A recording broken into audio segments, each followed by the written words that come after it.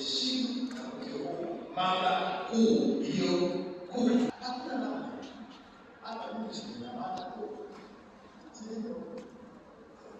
Watu wanasema katika wazima pana nchi nzima. Hii imesimama kwenye maendeleo ya watu. Wakitisha na chini. Hii sio lazima. Kama uongozi ni hapana. Uongozi ni dhamana. Jamani ndio kupatia wanakushika. Hebu tunaangalia mbele kwa kutuambia. Sio safari. Sasa katika safari hii hakuna mrefu kama twiga ya kuona mbali. Kwa hiyo tunajikusanya na sasa hutu muhimu.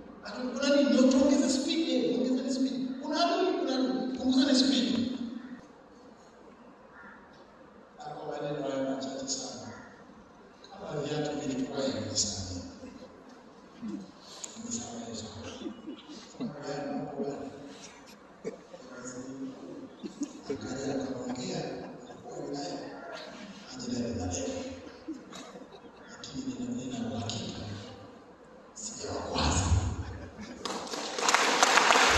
Asante sana kwa kusikiliza.